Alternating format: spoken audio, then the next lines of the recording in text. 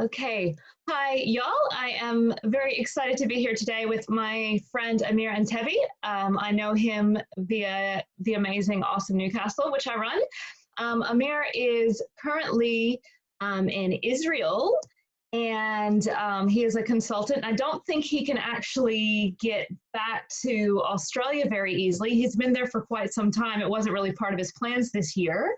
But I will let you introduce yourself and just tell me a little bit more about what you do, who you are, and what led you to be in Israel right now. Right. So as you said very nicely, Amir Antebi, I usually live on Lake Macquarie, on the shore of Lake Macquarie in New South Wales, just north of Sydney. My plan was for this year is to do a 1,000-kilometer hike in Israel from the south to the north. After 3 weeks of doing the hike, actually the government stopped all gathering and including the hiking, the trail, the Israeli trail, because of issues of flights that start to close down and wasn't available easily. And even today, I decided to rent an apartment, a studio, just north of Tel Aviv.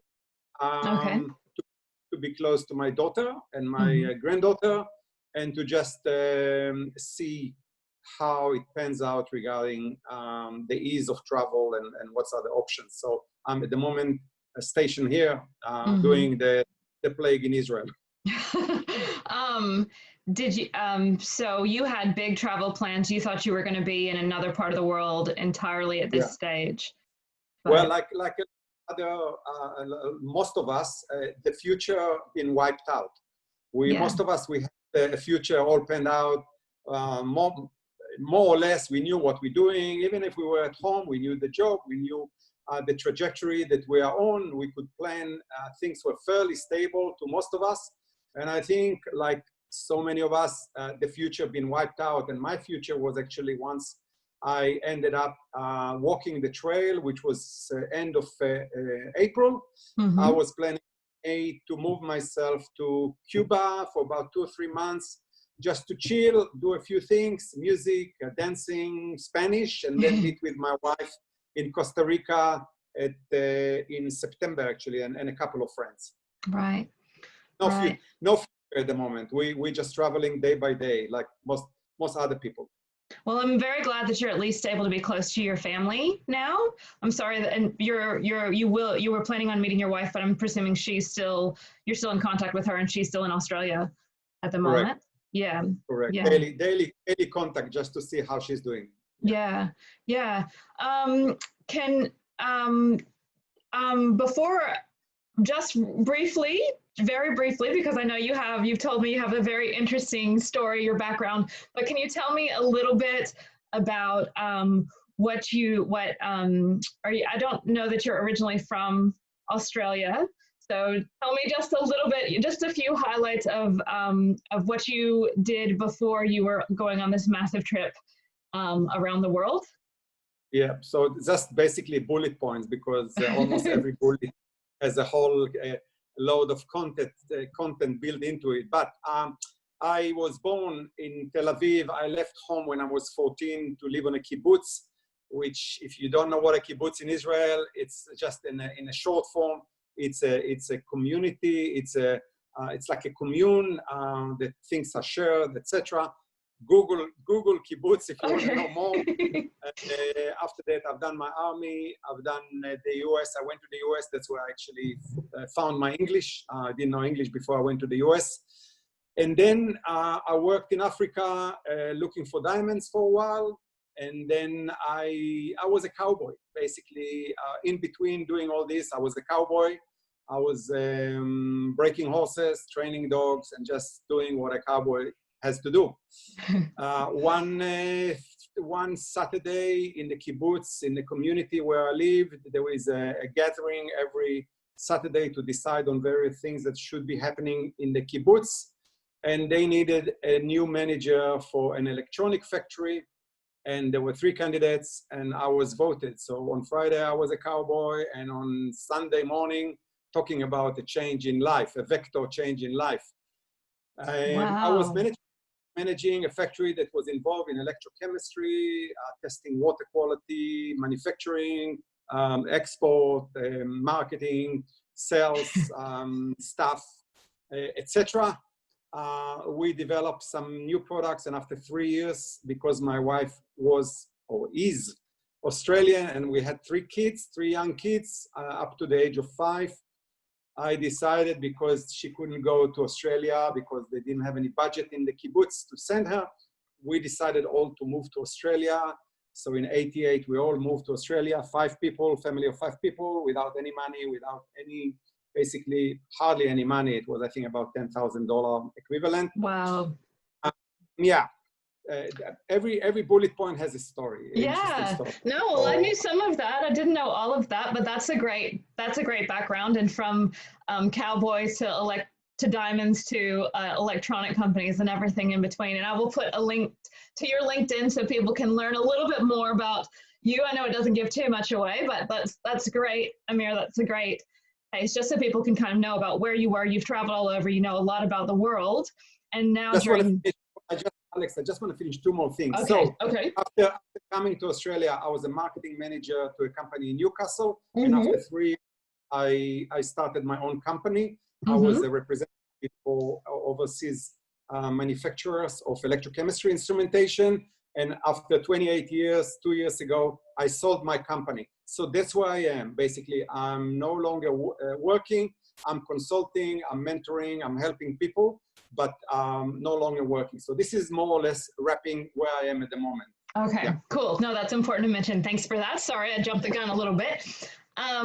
But you've had a lot of different life experiences, and I'm sure we could talk about that all day, and I would love to another time. But it's interesting to me that with all the travel that you've done, the different places you live, you are back in the land of your birth. And I'm just curious, so you were on this massive hike, and then all of a sudden flights started getting canceled. What were your thoughts when it first started happening? Were you concerned? Did you have faith that you would be all right in Israel? Were you thinking, oh, this is going to be bad? Just walk me through kind of what has happened since you were out in the wilderness. Well, I am, by my character, I don't worry. I don't have this muscle. For some reason, I'm missing the worry muscle. So I tend to say, when we talk about worrying, I tend to say that I like to know what I'm facing so I can calibrate my response and not to worry about things that I have no idea what's the size, what sort of resources I need to apply. Is it money? Is it time? Is it me being somewhere? So when you ask me about worry, I don't have this worry muscle as I describe it. So I didn't worry at all. I was aware of what's happening. I understood the magnitude. I understood what is required of me. And that was basically my reaction, were attuned to what was the information at the time and how I had to react. So I thought, when I first messaged you, I thought that Israel had done quite well. I thought that they had kind of nipped it in the bud and everything was doing better. But now I'm reading that things have changed pretty quickly over the past few weeks, it appears. So was there a complete and total lockdown? Was schools canceled? Like what was happening? Yeah, basically it was like in Australia. Yeah. It was actually even worse, because there was nothing. There were no cars on the road. There were no people outside the home. They were allowed only to walk 100 meters to go and get something if they need. But basically, there was a total closure. And we can talk about the Israeli character a little bit later if you want to roll it on. Yeah. But at the time, the whole population, more or less, and the more or less is interesting too, obeyed the government, because at the time there were a lot of news coming from Spain and Italy, which actually concentrated the mind of a lot of people. So you didn't have to have a lot of convincing in order to obey or apply yourself to the rules. which is against the Israeli character totally, and I think Australian can sympathize with that too. But because of the news coming from Europe, it was very clear that it's something that is not clear the magnitude and not clear the two quite developed countries like Italy and Spain are not managing to grab the bull by the horns and tame it, that there might be some danger here too. So, right. So the government very quickly, very early on, closed flights from China, very early on, and then still kept flights coming from the US and other places. And that's actually brought, like in Australia, we had this cruise that actually, that docked and facilitated a lot of spreading of the various places. So here, there's some flights arrive from New York, etc. There is a lot of Jewish community in New York that flies back and forth, and actually they added to the load, to the COVID load in Israel at the time. And are they doing the similar thing? So in Australia, anyone who arrives from a foreign country is required to quarantine in a hotel for 2 weeks. Do you know if that is that kind of a similar thing, this mandatory quarantine? Yeah, there is a mandatory quarantine. In the beginning, it wasn't, I think, like a lot of other countries, initially, the reaction of the government and organization was quite haphazard and a lot of confusion, a lot of mixed messages. Some people actually went home and were supposed to stay at home. Some people were never checked when they arrived. So there was quite a bit of mismanagement initially, but definitely the Israeli borders are closed, basically, similar to what's in Australia. To overseas, there are some flights still trickle in, but you need to go into 2 weeks isolation. Yeah. Right. So you could, I guess, potentially be able to get back to Australia. Have you even looked into it at all? Like, I believe I can. I spoke a few times with my travel agent. She said that do not recommend, and she is not her clients in Sydney. She do not send them unless it's an emergency, family emergency, because you can get stuck in a transit. Also flights, sometimes the flight schedule change abruptly because of changes, and you might get stuck in a country where you go into 2 weeks isolation because you're just stuck and you need to stay somewhere. You also might be sitting on a plane, not might be, because when you fly on a plane, you will be sitting on a plane with another lot of people, 200 odd people. So because it's emergency, because I planned initially not to be in Australia at home till September plus, it was planned initially. So, and my wife, she managed, she has the family around her. We still have kids in Australia. So it's better not to tempt. And beside that, I'm having fun here. Yeah, you said you were on a big bike ride earlier. That sounds lovely. I just finished my 30Ks ride. So, and I'm just having fun. I have a lot of friends. So it's not a burden to be here. You like to be with your family in one hand, but it's not a burden to be here. And I still have a daughter and a granddaughter and a family here. Yeah, and it sounds, I know I'm embarrassed. I was just trying to brush up on my history of Israel. It's appalling how little I know, but it sounds like from what you've told me that there's definitely some very beautiful parts, very, very beautiful things to see where you are. And you don't need to be around people to do that, right? Like you can socially distance and enjoy nature. Yeah, definitely. The initial period, as soon as I finished the hike, which was basically the 13th of March, I went into seclusion, into isolation with a couple of friends up in Heights, and they basically live in a house that overlooking the Sea of Galilee. So you're eating your meals overlooking the Sea of Galilee and the landscape. And you do your yoga on a ramp, on a deck every morning, looking. there were no people up in the Golan Heights. It was the end of a very a wet season in the winter. It was just the end of the winter.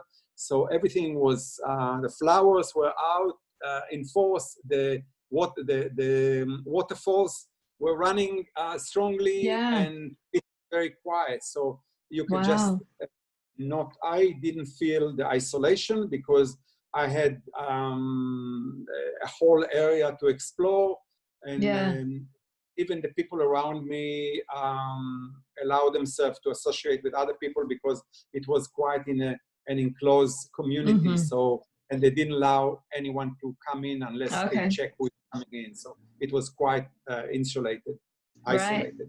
Right. Yeah. It's interesting, and we'll probably talk about this a little bit later on. There's a lot of terrifying and sad things happening, but there have been personal moments for people, I think, that have been quite beautiful as well. It's a sad and serious time, and I am worried about the future in a lot of ways, but also there have been some really special things, and you can't dismiss those. With that being said, I know, like I said, I don't know much about Israel. Could you tell me a little bit, does it have a good healthcare system there for the people that do catch the COVID-19? Definitely. There is slightly similar to Australia. People pay a fee and a relatively small fee, a percentage of salary, etc. And then they get a public. There are two systems. There is a public and private, of course, but if they go to a public hospital or clinic, they definitely get treated. So there is not the issues, I think, that we hear what's happening in the US, where you're a little bit more exposed financially. In Israel, it's quite developed. Health in Israel, the services are quite good.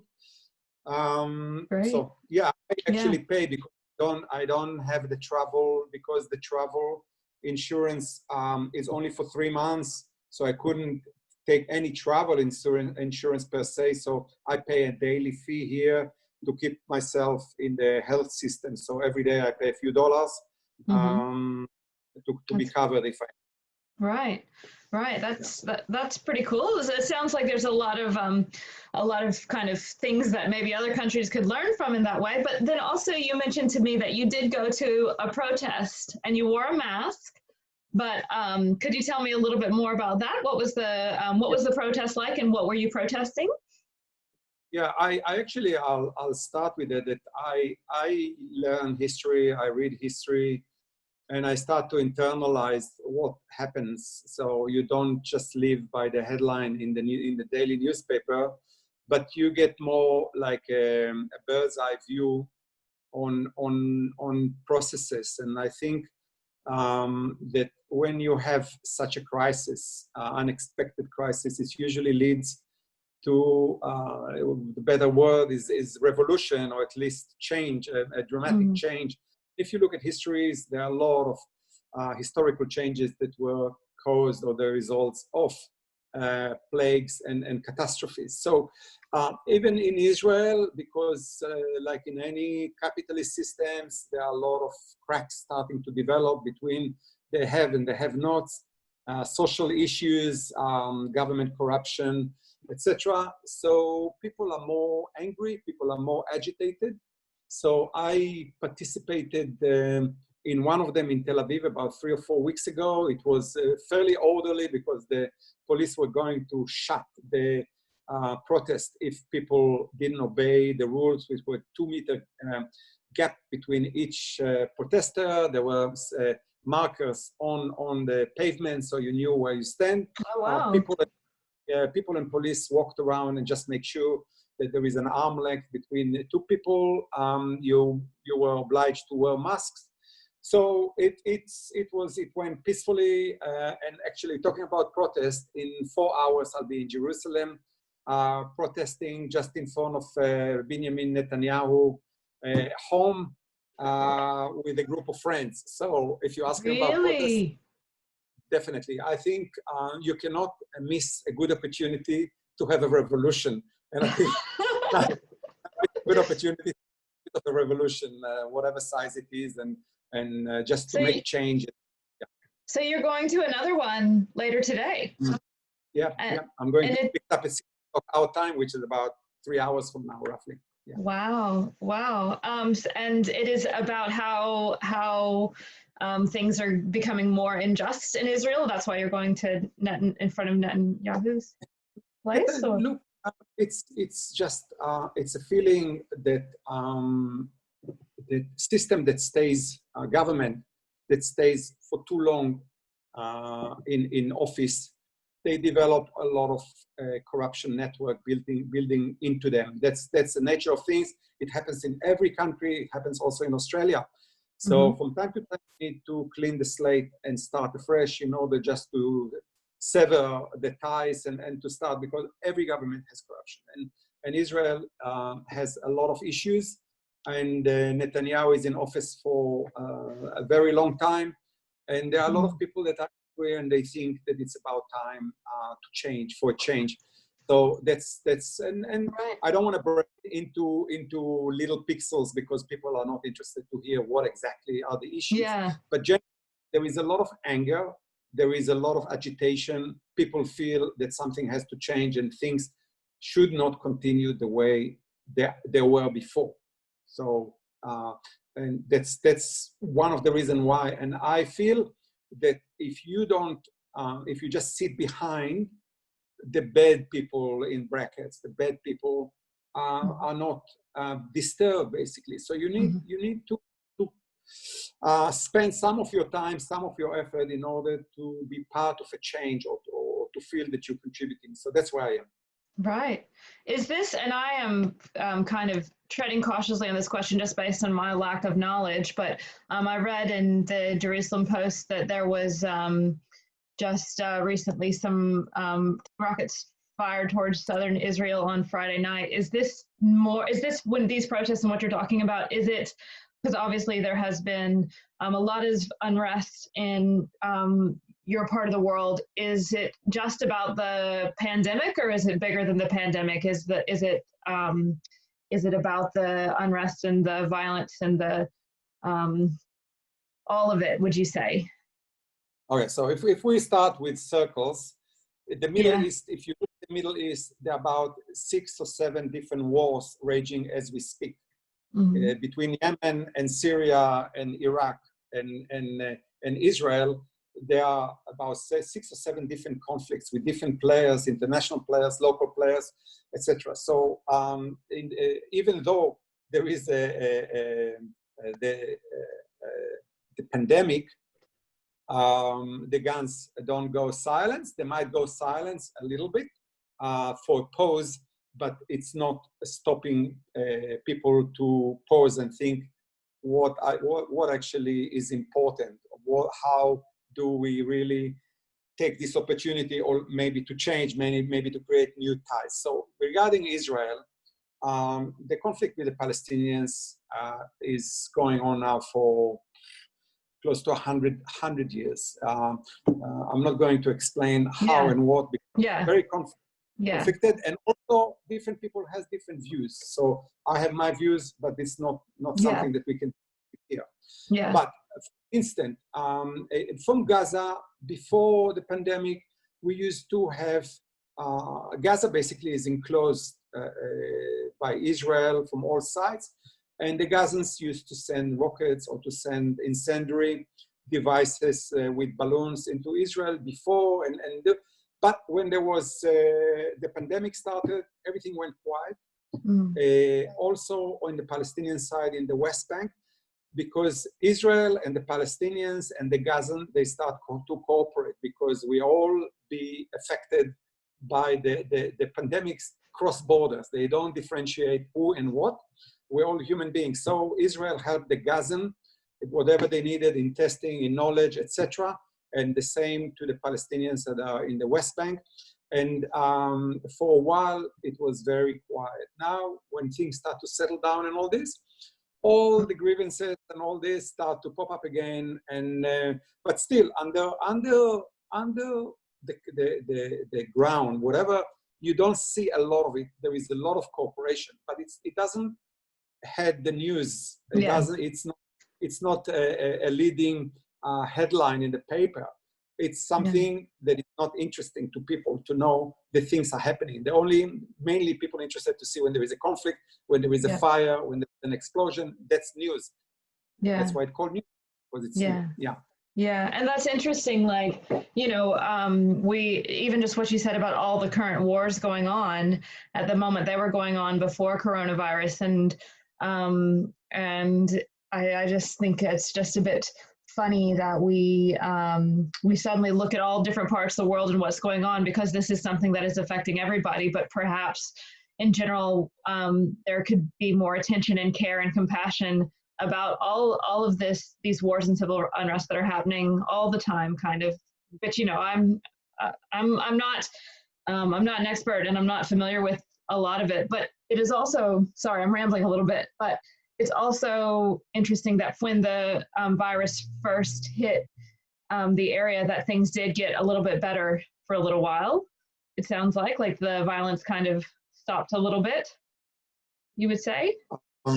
It depends what circle you're talking about. If you're talking about between the Israelis and the Palestinians, I would call it a managed conflict. It's not a conflict that it's raging. It's a managed. It's like a dance. It's like a tango. Each side know the limitation. It pushes a little bit the envelope, then the other side retaliate, and then it's quiet again. So it's more messaging than really make an impact on the situation. It's more messaging to each other that I'm not happy with that, you better attend to this, etc.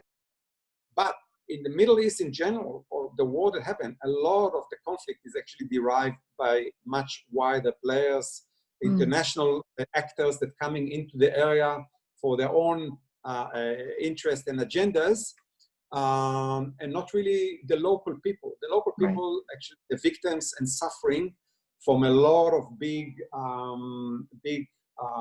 play that happened between major power and regional powers in the world. Do you think so? Just to change the course a little bit. So I'm wondering, with that and the location, all the other factors, now all of a sudden Israel's cases are rising, which probably isn't good news for anybody. I was wondering if you could just comment on that. Why do you think that? Like, it sounded like they were doing well, they were under control, someone could have declared it virus-free. What do you think happened to what went wrong? Well, maybe it's not a surprise to you, but Israel is a human being, and they behave like human beings. Some societies, they are more obedience in their makeup, in their nature. They are more willing to be led, and some societies are more free thinkers and free willing and more rebellious in their nature. So Israel is more in this category. So there are a good side to it, and there are not so good side to it. The good side to it, that Israel is one of the leading innovators in the world today in terms of technology, in terms of entrepreneurship, innovation. A lot of international companies, major international companies, are setting up their R&D centers here in Israel, because Israelis are free thinkers. They are a bit unruly. They're thinking outside the envelope. They are. We have, of course, the army, which is also another place where you're being nurtured and created. So that's one side. The other side, Israelis are not well led. They're very cynical. They don't trust the government that much. They think that they know better, and they create the rules for themselves. So initially, when we had, as I said earlier, all the dramatic news from Europe, Israelis made the decision for themselves, and they closed themselves at home, and everything was closed, and it was accepted.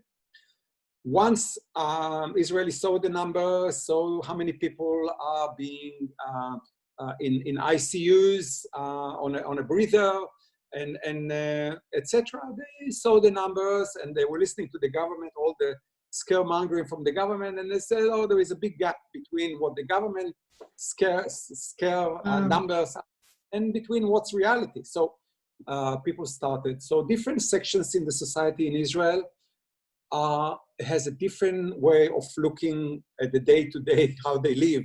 We have the general population, but inside the general population, we have the Arab sector. We have 20% of the population in Israel are actually Arab Palestinians, and they treat a government rule and in different way. They have their own network to whom they listen, etc. Whom do they take the cues? So not necessarily it's the government. So there are a lot of flare-ups happening down in the desert where you have nomads tribes, the Bedouin. So they don't obey. They live in more community type. Those are big families, and they don't know much about what is this little thing that you cannot see that can hurt you. So they are not eligible. On the other hand, we have the Orthodox. There are different level of religious Jews in Israel, and the more Orthodox, strictly Orthodox, they obey the rabbi. And if the rabbi say you go to the synagogue or you go to your school and you don't listen to the government, they just listen to whatever. In Italy, we had a lot of problems in those sectors where they live very close together, very small, in small quarters, big families. We have some families that are even 12 or 14 kids in a family, and they living in a very small places, very small, very condensed and tight living. They have the synagogue, they have the communal places, and they use it because science for them, it's not something that they believe in. They follow the rule of the Bible, and the Bible don't talk about COVID-19. So if you ask me why the flare-up, is a few reasons. One is because in those communities, they are still not obeying and there are still slippage there. And also the general population, a lot of them, even though we are obliged to wear masks where we're walking outside, and there are big fines, which is $200 equivalent Australian for not wearing a mask, very slack. People are not totally keeping distance. People, of course, I'm talking about in general. Of course, there are people that do, and there are sectors that do, but you go to the beach. I went to the beach 2 nights ago, and it's just full of people with no mask, no social distance, and there are healthy people. Probably the percentage of them, maybe most of them wouldn't be affected, but you don't know. So the reason for the flare-up is basically because, and I think in Australia too, in a way, people cannot maintain social isolation and rules unless they see for themselves. So they make their own. It's a common sense decision, but it's hard to make common sense against enemy that you don't see and you don't know where he is. So that's a problem. It is. That's the worst thing is the better the country, like the fewer people you know that have had it, the less seriously you will take it.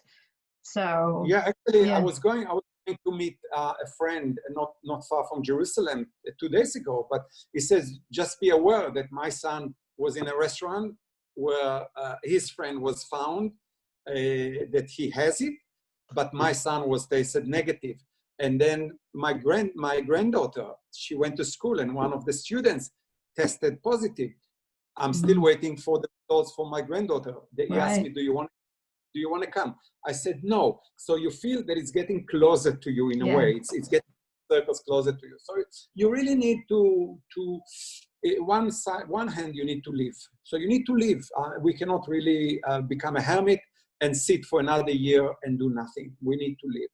On the other hand, we need really to manage these things. So each one of us, according to its temperament and character and how it relates to fear or to worry or to danger, each one of us will calibrate its own response. Yeah.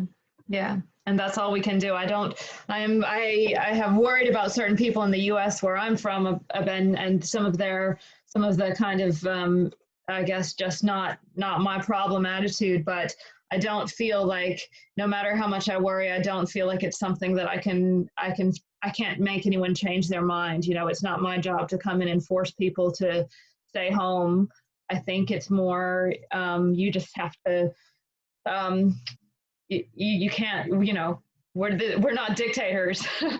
It's like yeah. you tell people how to drive the car. Yeah. Yeah. They basically they go out and the risk is there even when you drive a car. Mm-hmm. So there are risks everywhere, and you really need to use your common sense to navigate this period of time. Yeah. To be sensible, basically. Yes, and I think that the frustrating thing is, you know, if it had been done right, then there wouldn't have to be this like elongated months and months of social distancing. But and you know, we've been so lucky in Australia for the most part, fingers crossed, if Melbourne keeps it down, is that it won't seem like such an intense, like, because the longer it goes, the harder it becomes, and the more your mental health is affected, I think, as well. So, yeah. I agree, but on the other hand, people are behaving unless you see this monster in front of you, and you can visualize it. People naturally think that it wouldn't happen to them. That's why they cross busy roads.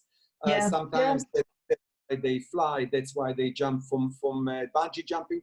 That's life. That's basically life. So this is something that, as I said, it needs to be managed, and different people are reacting to it in a different level of alert, I would say.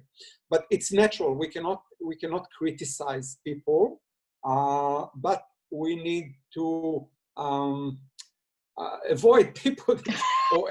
I mean, but we use comments. Yeah. You can criticize people, but you can't, maybe don't criticize people, but that you also are under no obligation to spend time with anyone.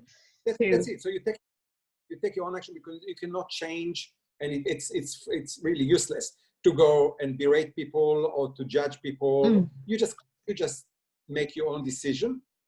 You are sensible about where you want to be, how you want to manage the being. You're sitting in a distance. If you're sitting in the open, if there is a wind, so you can sit closer. Do you wear a mask when you're going into a supermarket? Yes, you do. So, but each one of us, again, has a different level of how intense he or she to danger, basically, how they react to danger. I think you're right. I won't take up much more of your time at all, Amir, but I was going to just ask you, have you found any silver linings? I know it's like we said earlier, it's been you know, your whole plan for this year has gone out the window. Big picture, personally, have you thought of anything? And, you know, you were talking to me about revolution and all these things that we're kind of worried about. Do you think that there's anything positive that will come from this?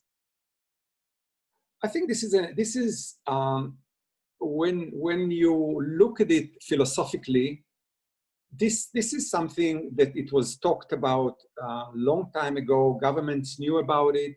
It's something that it's part of us being alive, and it's one of the risks that we knew it's coming, but because we tend to deal with things that are right in front of us, and we are not very good, not us personally, but also not governments, in planning ahead, spending money ahead, when you are only voted into government for 3 or 4 years.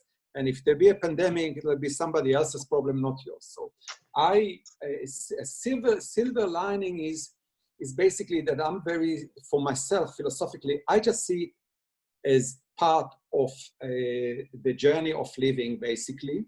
I'm not surprised. I more manage the day-to-day. I don't think too far away. The only thing that I think far away is I'm looking for signs that really things will change, will globalization will take a change, and I think it is. Will capitalism might be a bit more tame and a bit more rounded and a bit more inclusive? Will racism in the world will be more paid attention to, etc.? So if you're looking for silver lining, I'm looking to see the little budding of change coming out of it. I think it's not yet happening because people are still dealing with the pandemic. So the dust is not settled. and the terrain is not clear yet, and the anger, because government supported a lot of people that lost jobs, that lost their futures, they don't know what they do. Government supported them and still supporting them, so people are still comfortable in a way, but sooner or later, and I see the number coming from Australia, and I know in Israel too, and many other countries, people later on will analyze what left in their hand, and they will be angry. Yeah. And they will demand change. They will demand, so whoever are the leaders, whoever are the causes that will lead and will create change. So if you ask me for silver lining, it's not immediately. For me, the silver lining is the fact that I deal day to day. I need to create my moments for myself all the time. I'm not riding on a train that takes me somewhere because I don't have the schedule yet. It's too far away to think, and too many variables can be interrupting it. So when do I do the yoga? This yoga I do today, tomorrow I do the cardio. When do I ride my bike? Whom do I going to see and meet today and this evening? Which book I read when, and when do I have my coffee? So your world, way, it's really, and which is good because you're connecting with yourself. Excuse me, I also trying to write. So I'm writing a little bit here and there, and not a lot coming. I thought I'll be more productive, but I'm writing. So I was looking for those moments. I was looking to read books. So you asked me for silver lining. I read more books, which most of us tend to, and also I pay attention to the act of reading books and just have a moment of quiet and not jumping from one screen to another. So that's great. That's great. And you know, and there's so much in terms of the big picture that you were mentioning earlier. We won't completely be able to foresee that. It will be years before we can fully know exactly what has happened, like you said. But then also, but there will be change, and some of it will have to be good because it can't all be bad. But then there's this connection with ourselves in ways that I know me, I was running around constantly nonstop, and then was forced to be quiet. And then suddenly I started reaching out and to friends and people and strangers from all over the world, and yet have not left the house hardly at all. So it's funny the way we're affected by things. But I won't take any more of your time, Amir, but thank you. I just want to say one thing. Okay. Yep. This is a perfect pandemic conversation because I cannot hug you. So we keep the distance, which billions of kilometers. I don't manage to hug you, but I promise you a hug when I see you next. That would be wonderful. I would love that, Amir. All right. Thank you so much for your time. And I'll see you when you're back in Australia.